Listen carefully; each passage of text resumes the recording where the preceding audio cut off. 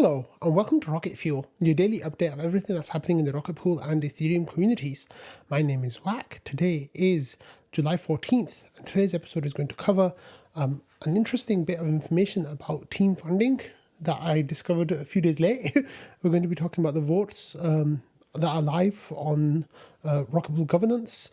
We're also going to be talking about Ethereum stuff. And with Ethereum, we're going to be talking about SBET. We're going to be talking about ETF flows. We're going to be talking about new strategies. We're going to be talking about a whole lot of really, really cool bullish things. So let's get started. 10, 9, ignition sequence start, 6. Okay, so let's start here with this discussion that started in the Rocket Pool Discord. And this is a discussion that's been ongoing about the team's next payment round. And as you guys know, the PDAO pays a certain percentage of the inflation that it receives every year to the team. And that is about 5% of the inflation. And we talked about this a couple of weeks ago where we were talking about how it looks like the team was doing some selling of their wallet and what was going on with that. Well, Scuzzle here asked Langers, he says, would you be open to providing some budgetary information so that people have a better idea of what functions the team is serving, how much things cost, and what long-term budgeting might look like? So if you would like to give your view of future funding, I'm sure it would also be welcome. So he said, no problem, I'll see what I can do. And then a few days later, he says, I appreciate you raising this. It's an important conversation to have.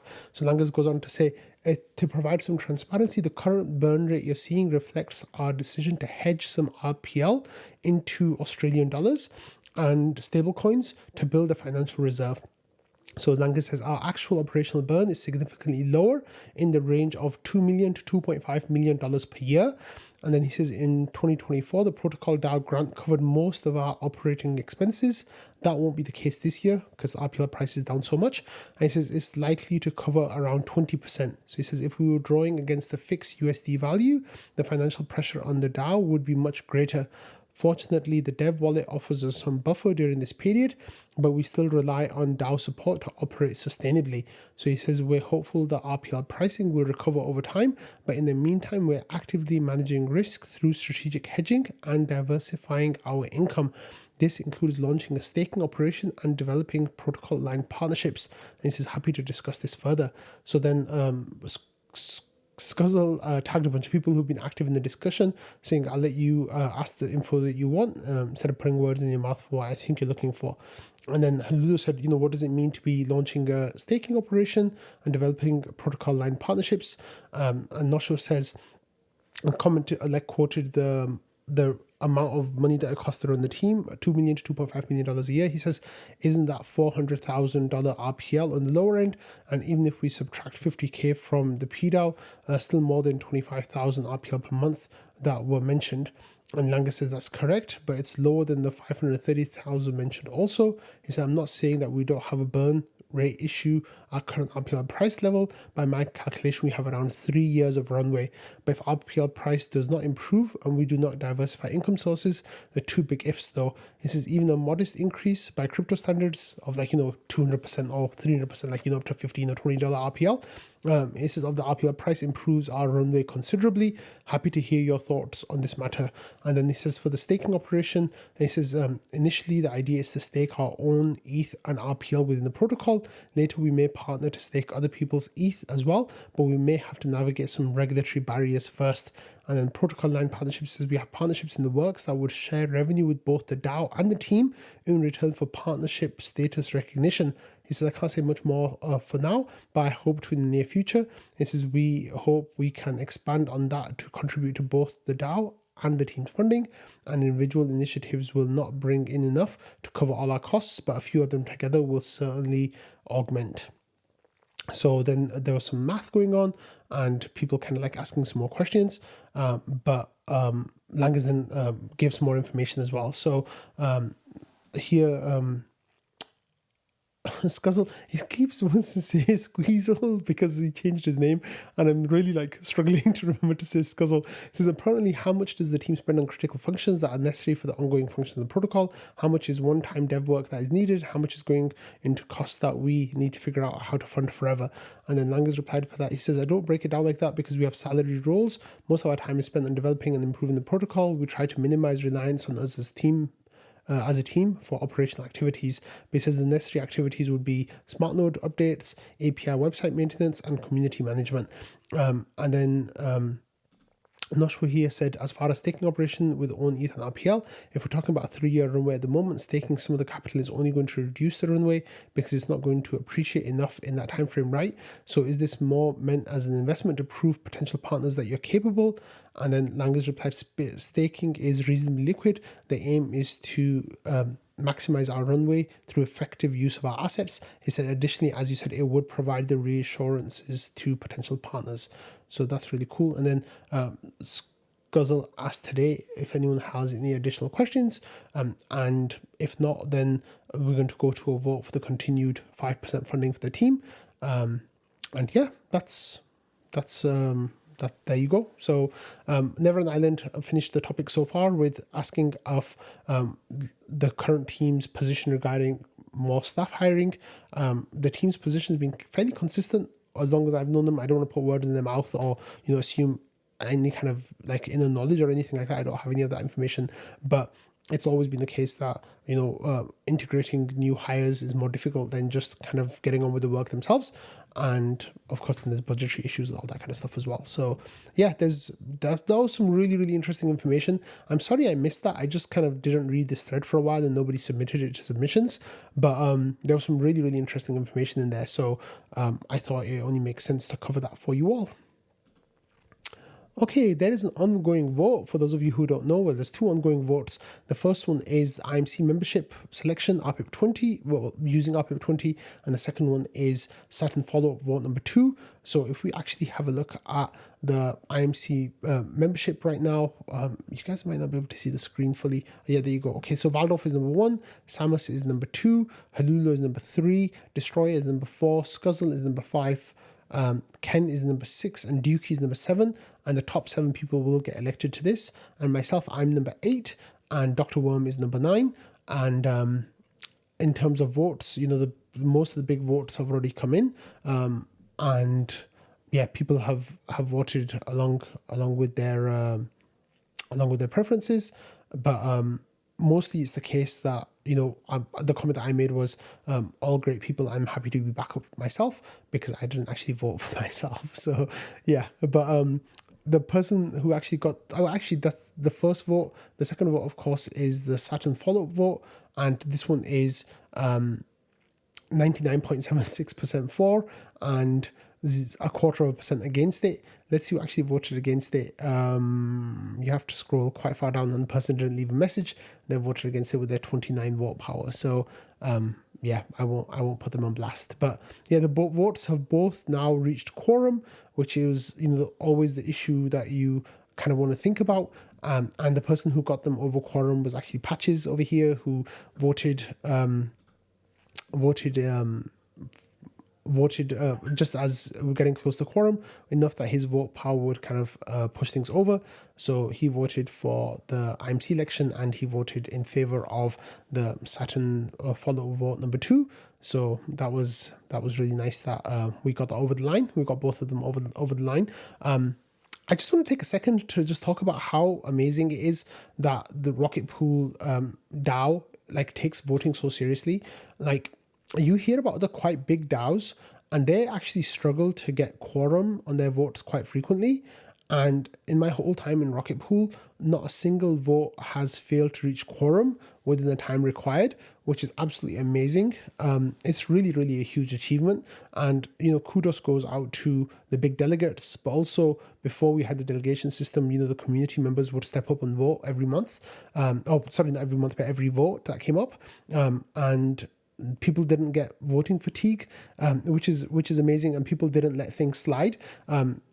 If someone tries to launch some kind of malicious vote, using the Guardian wallet now, there's no way that that's going to slip by the community. Like people will figure it out and like, vote that down. Whereas other DAOs, you hear that, people have done malicious voting and like governance attacks and stuff. And that kind of stuff is just not possible. Rocket Pool is just absolutely awesome to see. So yeah, really good stuff. Okay, so there was an oDAO vote also that was ongoing, and this was a vote to remove Gitcoin from the oDAO. The person who ran the oDAO node at Gitcoin stopped working there, and they were like, we don't have another person to manage the node. You can leave. We can leave the oDAO, and then the oDAO charter actually had a target of a smaller number of oDAO members compared to the number that we were at, and that was, people were kind of happy for them to leave. However, Gitcoin were one of the more active oDAO members, so it's actually a real shame that they left, because some of the oDAO members are slightly less active. But hey, this is fine, and they've been removed now. So yeah, it took a long time to get this to happen, but it's done now. Okay, Steely here actually produced a really cool thing. So there's this thread under trading about Rocket Pool's effectiveness with staking, and he mocked up a quick database with a front end to show you how node operators are working and how everything is going. Epinef here was really happy with it. I was happy with it. Steely was going to add some more data. Epinef had some suggestions of things that might be nice to add to it. And yeah, here you can actually have a look at the table. So currently there are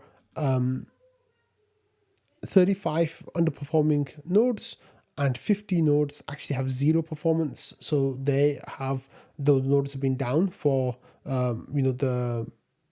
the time period that we don't know them to be down for. And then 537 mini pools are affected by these nodes below 80% performance. And there's a whole list of them here, and some of these have just been down for quite a while, and they've got literally this huge drag on the protocol, and they've lost chunks of ETH and all sorts. So this is not good, but this is a tool that can be used hopefully towards finding and trying to help these people to get back online, and making sure that they've got their nodes running properly, and if they can't run their nodes anymore, to help them exit gracefully and get their crypto back. Okay, Samus here got around to doing the IMC report for period 37 and period 38 budget, and he says a little late this period with a little baby emoji. Of course, Samus and his partner had a baby last week, which was really, really wonderful. And here Samus has got the report ready. So for 37, he says, everything is looking okay. We had 11,000 inflows, 8,700 outflows. Everything is balanced. Period 37 saw plus 33% change. And the IMC has decided to continue saving the allocations previously budgeted for CakePie and Hop, which contributed to an additional 2,300 per period not being spent. The IMC is still deliberating on how to spend this moving forwards. And then Balancer continues to send USDC as part of the Balancer Alliance fee share. This is used to grow the V3 position. That's a Balancer ETH position. So yeah, and then the similar plan as last period is expecting another 25% surplus as we deliberate the best plan for extra funds moving forward. And our ETH has been relatively close to peg, in part due to balanced supply and demand at the moment between node operators and our ETH holders. Ideally, our ETH withdrawals would be implemented in Saturn 2, and this would provide the highest assurance of liquidity from forced exits. And the IMC is still deliberating a plan of action moving forward, and the market is demonstrating sufficient liquidity in the meantime. So then there was a question from Paladin, and then there was answers from Samus as well, if you want to go and read that information. But that's a nice little update from Samus on the status of the IMC right now. Okay, let's move on to some staking news now. And on the staking front, there's some news from NodeSet. And NodeSet here is saying that they're happy to announce that NodeSet node operators rewards information for their private vault is now available on the NodeSet dashboard. So it says take a moment to review this information and double check it for accuracy as best as you can. We're still working on the claiming functionality. You don't have an ETA for this yet, but we need your help to ensure the data is accurate for all users. So if you are a NodeSet node operator, you can now go to the dashboard and see if the numbers look right for the amount of income that it says that you should be eligible for. And once all that stuff looks right, then they'll move on to the next step for allowing people to withdraw their income, which is really, really awesome. So thank you for that, NodeSet team. Okay, let's move on to some Ethereum news now. And there is a whole lot of really, really exciting Ethereum news, And the big news is SBET. SBET have just been on an absolute buying mission. They will not stop buying. It's absolutely amazing to see. So the Ethereum Foundation sold 10,000 ETH to SBET, and that is actually nicely up right now. So they sold that at 2,572 ETH. Dollars per ETH, and now ETH is at around $3,000 per ETH. So they're doing quite well from that trade, and I guess all of their buys have looked really good so far. On top of that, we had more information. So this is from the Ethereum Foundation saying that the team sold it to them, and they need money for development and activities like R&D, ecosystem development, community crowdfunding, and all sorts. This is actually absolutely amazing because in the past, when the Ethereum Foundation, needed to sell to raise money for their work, they would sell it on the market, and people were quite upset about that because it seemed to coincide with strong price movements. And this is what happened again. So on the 11th, when the announcement was made, that was the day when there was some strong price movements, and people were just Ethereum Foundation selling again.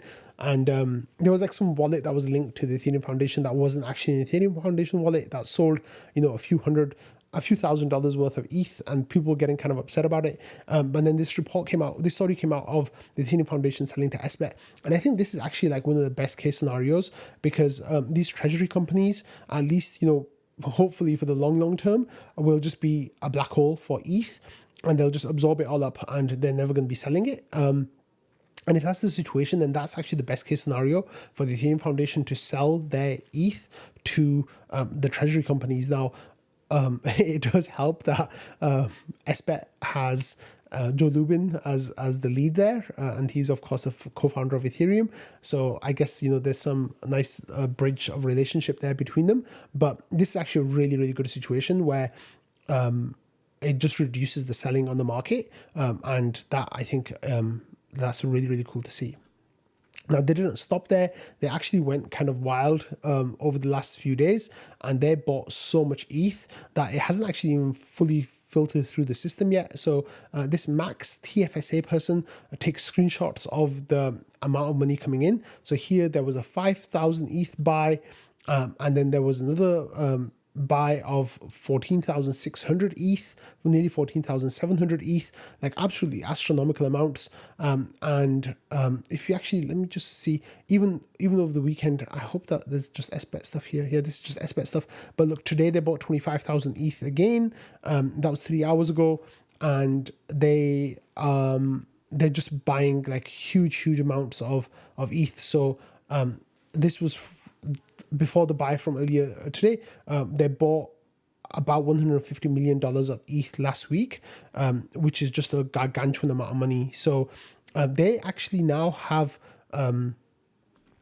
the biggest amount of ETH in the market. So here, Cointelegraph a few days ago reported that they added 21,487 ETH from Galaxy and Coinbase Prime over-the-counter sales, and that took their position to 253,000 ETH. So here there's the wallet. The link is in the description if you kind of want to have a look at that. On the right side of the wallet over here, let me see if I can get that information. You can see the money coming in and going out. So here, so what they're doing is that as the ETH comes in, so here 3 hours ago, I'm trying to highlight it on the screen. So here 3 hours ago, they had 24,000 ETH come in from Coinbase, and then that actually went out to Figment, it says here, but they're getting LS. They're getting LS ETH, which is liquid staking ETH from Alluvial, and yeah, it's like TradFi liquid staking basically, and it looks like that's where they're putting their ETH right now, or at least chunks of it. But if you actually add up all the numbers, they actually now have more ETH than the Ethereum Foundation, because the Ethereum Foundation sold some to them, and it's just we're waiting for all the numbers to come in. So we should have that number. I was hoping that we'd have that number today, but it looks like we should have that number tomorrow. So as soon as I get that number for you all, I will be sharing it with you. Let me see if they've made any official announcements. Sorry. Yeah, no, they haven't. They haven't. So I guess we'll see that tomorrow. Okay, we just talked about that. We talked about that. Yeah, let's talk about the ETFs then. So it's not just SBET, who are gobbling up as much ETH as they can. The ETFs have been going absolutely wild. Last week was one of the best performing weeks ever. iShares Ethereum ETF had its best single day ever of $300 million. And that was the second best day overall of ETH inflows since the launch day of the ETFs. If we actually have a look at the amount of money that came in last week, we had on Friday $205 million. On Thursday, we had $383 million. On Wednesday, $211 million. On Tuesday, nearly $50 million, and on Monday, nearly $60 million. And on the Thursday before that, because it was the Independence Day on the Friday, they had $148 million. So if you just add up all these numbers, like the amount of money that's coming into the ETH ETFs has been absolutely gargantuan. Of course, when you look at the BTC flows, those are just on a whole different level.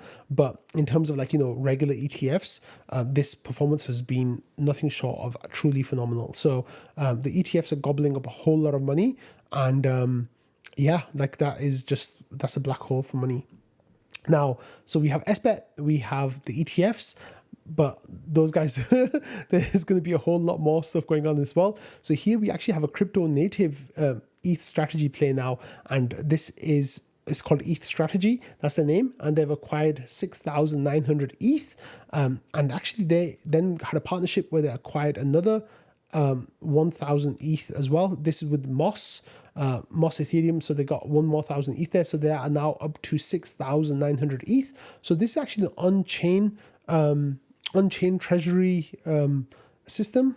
And this says over the coming weeks, we'll outline our treasury strategy, protocol design, strategic partnerships, and long-term vision.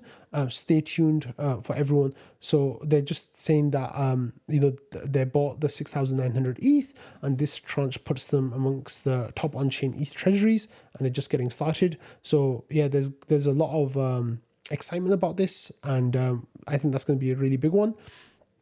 Then here, Clouted, I guess, works with ETH Strategy, saying awesome attention on our initial raise, appreciate the support, and we want to take a moment and mention that this is a fully on-chain DeFi protocol, which reimagines the convertible note volatility trade as a DeFi primitive to accumulate on-chain ETH treasury.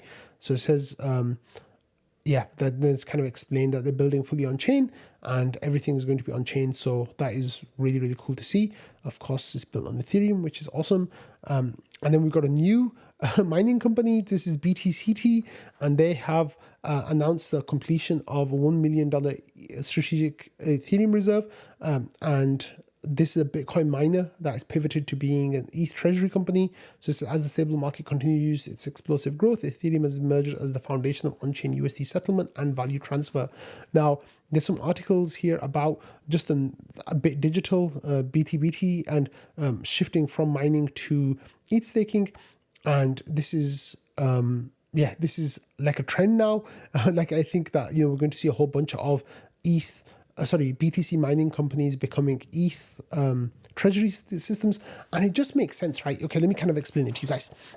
So imagine you're a Bitcoin miner. Now, that every 4 years, your profit margins get cut in half, basically, right? And your income gets cut in half, and your profit margins, might go to zero from whatever number they were at.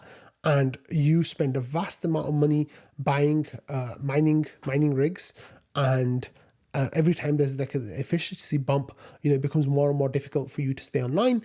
And every cycle, a whole bunch of Bitcoin mining companies go bust. and they can't keep up with the hash rate going up, and it's not profitable anymore for them to mine, and yeah, they're in a bad spot. Now what ends up happening then is, what they can do now instead is they can keep their Bitcoin mining going as long as it's profitable, but instead with their treasury, what they can do is just buy ETH, swap their BTC into ETH, and become an ETH treasury company. And that way, when their mining operation is not profitable anymore, they can just turn it off. Sam Tabor of, I forget which one he's the boss of, was on Laura Shin's Unchained podcast last week, and he was kind of explaining this. He was like, we are transitioning to what we think is the future. They want to keep their business going, and this is a way for them to do that.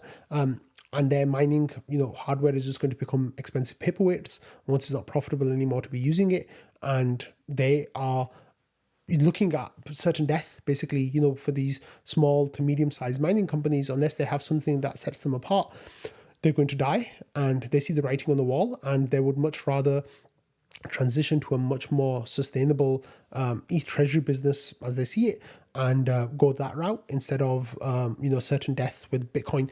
Now, I think more and more of these Bitcoin mining companies are going to see this, crunch the numbers, and just realize that it makes sense for them to do this. And I think for that reason, we're going to be seeing a whole bunch of them probably coming online soon.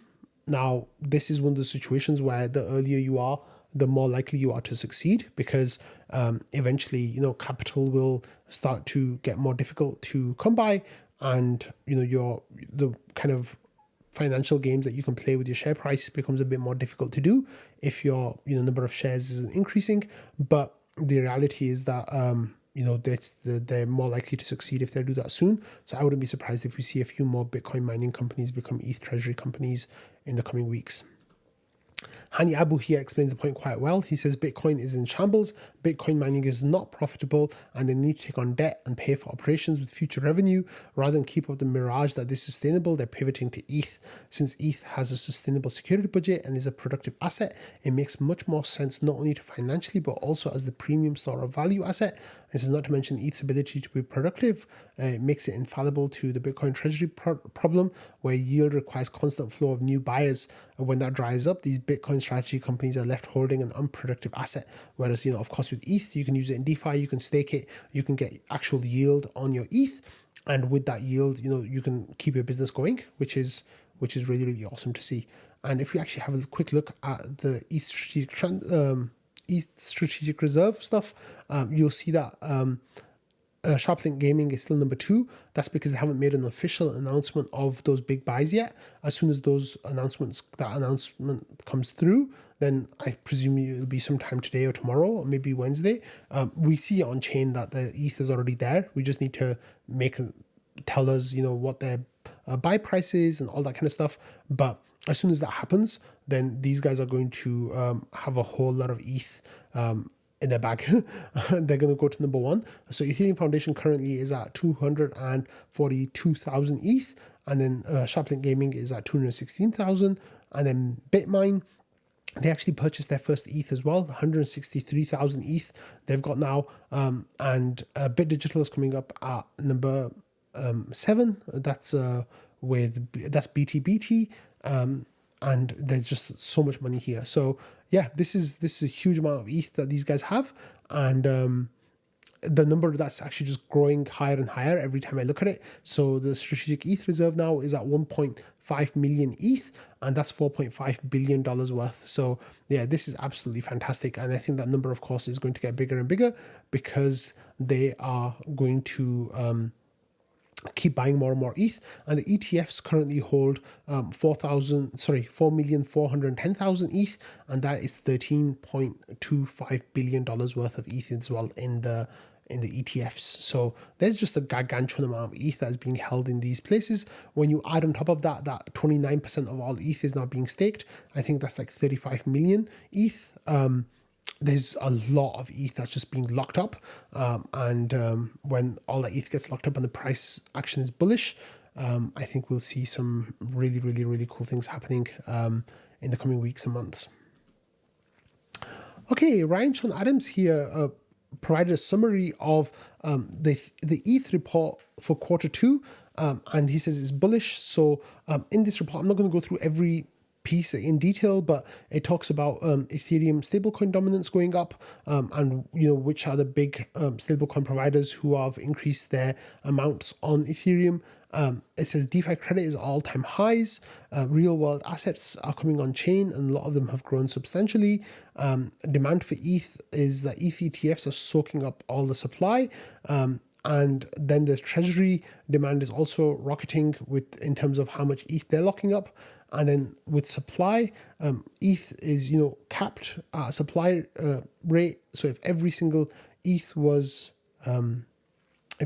single ETH was staked, then there would just be a 1.5% annual issuance. That's without any burn counting. But of course, not every single ETH is staked. So current issuance with the burn is 0.45%, which is less than BTC and less than gold. And there's no new ETH supply to absorb demand this cycle, which is really, really cool. And then ETH is just being held, it's being used. So ETH is on chain, and 43% of ETH is locked in smart contracts, huge structural demand base. So that's a huge amount of ETH that's locked in smart contracts. So the 29% that's being staked, and on top of that, you have another 14% that's in smart contracts. Now, some of those might be easy to get out of it. Some of those, it might be a little bit more difficult to get out of it. But yeah, that's really cool. And this is what I mean about the supply shock. So ETH on exchanges at 8 years low. So the total, all the exchanges have around 16.5 million ETH, and that's the lowest since 2016. And most of it's going to either cold storage, staking, or ETFs, or being used in DeFi. And yeah, this is it. So now, how is ETH doing for the MVRZ score? MVRVZ score. So it says this is near cycle lows, so it's not overheated, and long-term support is above the 200-week moving average, and that is a good accumulation zone. If you break out that, then it's like a more bullish period in the market. And then this is a really interesting chart here. So it says book value bounce. So the two numbers here on the chart are the value of the ETH market cap, and then the value of all the assets on ETH. So here Ryan says the ETH market cap versus TVL ratio rebounded to 1.2 in Q2, up 19%. So he says when this hits parity, it signals undervaluation. So if the value of the Ethereum network, the ETH token, all of the ETH token market cap is the same as the TVL that Ethereum secures, then that is actually like counters undervalue. And it's only when there's a big, like, the value of ETH goes up with the TVL, and the two values have kind of moved kind of in the same-ish direction, but sometimes there's more of a gap between them than others. But the value of ETH, the market cap of ETH, is always above the TVL, which I think is really, really interesting because, with the stablecoin bill that we're going to be talking about later, if that passes and trillions of dollars of stablecoins actually do come on their way to Ethereum, then the TVL of Ethereum is going to go way, way higher. So then what does that do? So here Ryan says, say TVL grows to $1 trillion with stablecoins and RWAs, and we get back to a 2.5 ratio, that would put ETH at $20,000 per one ETH. So this is a bull case. ETH is undervalued versus history. Supply is constrained. Institutional and ETF demand is rising, and DeFi activity is surging. So this is the DeFi report, and they're talking about the ETH report that comes out every quarter, and the link is in the tweet, so you can actually go and read that if you want, which is really good. Okay, I'm going to talk about BTCS now for a second, and this isn't just about their strategy, but there was a really interesting thing that was happening. So BTCS are node operators with Rocket Pool, but they all run their own validators, and they have their own searcher and builder, block building as well. And they were one of the block builders who was actually censoring Tornado Cash. So Jasper kind of called them out, and he says, "Hey Charles, BTCS, that's the CEO, I think. Tornado Cash is free speech. When will you stop censoring those transactions in your blocks?" So he put this out on July 8th. And then on July 10th, 10:30 p.m., Benjamin Hunter, who works with BTCS, says we fixed it. So they changed their block building to allow Tornado Cash transactions. And then Jasper's no freaking way. You stopped censoring Tornado Cash. He says, yeah, just never really fixed it since things don't usually disappear from the OFAC list. So they got around to changing it and fixing it, which is absolutely awesome. Jasper was really happy about that. He says, I can't believe it. NASDAQ BTCS has removed Tornado Cash from censoring after just a quick request. Insanely bullish, easily the ETH treasury vehicle with the most in the game expertise. That's because they run things at home. They're Rocket Pool node operators. They do DeFi stuff in-house.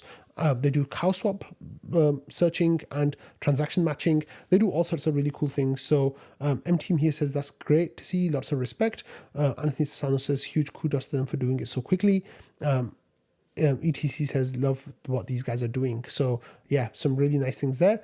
And they're actually raising money too. But before they're raising money here, they are actually calling out Rocket Pool as shouting out Rocket Pool as part of promoting themselves for being on chain and doing things on chain. They run validated nodes with Rocket Pool, which is awesome. And they are now trying to raise more money as well. So they upped their target from $100 million to $250 million. And now they have reached $96.3 million in combined crypto and cash market value. And this includes 29,000 ETH. So that's a 221% increase in ETH holdings since the year end of 2024.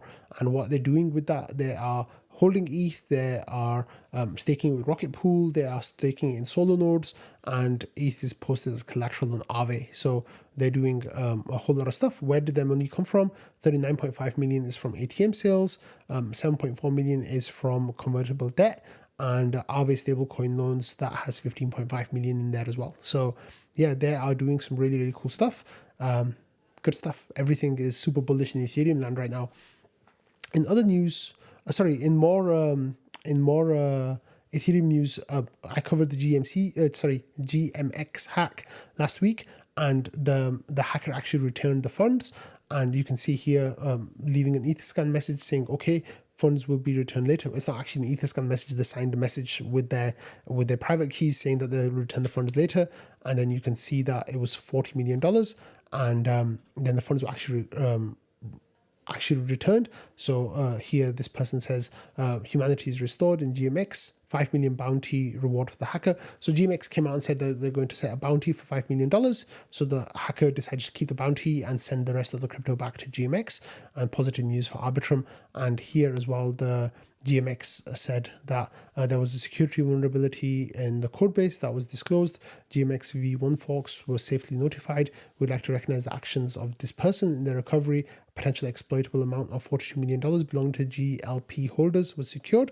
After a payment of $5 million to the user, the remaining funds are now safely in GMX Security Multisig. Contributors are working on proposed distribution plan for presentation to the GMX DAO, and we'll share more information shortly. So that is a story that definitely has a happy ending.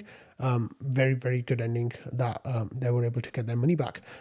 Now, in other news, we have Crypto Week in the US this week. And here there is an article by Crypto in America saying Crypto Week commences, lawmakers and industry go all in. So there's a whole bunch of different things that are happening during Crypto Week here. There's some, actually, let's just go to Nate, who has a nice little summary for us. And Nate says that Crypto Week, so there's going to be some votes in the House. So the Genius Act, so this has passed the Senate. And if it goes through the House without any amendments, then the next step for that is to go to Donald Trump. There's the Clarity Act. So this is a crypto market structure bill. And if that is passed in the House this week, then that will go back to the Senate for them to approve it before it goes to Donald Trump.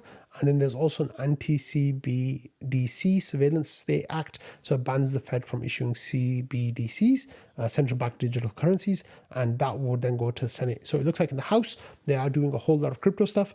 A whole lot of companies have gotten involved with this Crypto Week thing as well. Coinbase have been promising some stuff, and a whole lot of other people have been teasing things as well. So it looks like there might be some really cool announcements coming out this week. But definitely keep your eyes open for Crypto Week, and I'll be giving you updates with everything that's been going on here as well. But the main thing I think for Ethereum land is the Genius Act here, and with that becoming legislation with Trump passing it, what that would mean is that the floodgates for stablecoins and Ethereum could open, and hopefully that TVL and price chart does its thing and keeps going, because that would be incredibly bullish for the ETH. So I'm definitely going to be keeping my eyes on that one. And on that note, I'm going to end today's episode. So thank you all for watching, listening, and being part of the Rocket Fuel community. I hope you all have a lovely day ahead, and I will see you all tomorrow. Bye.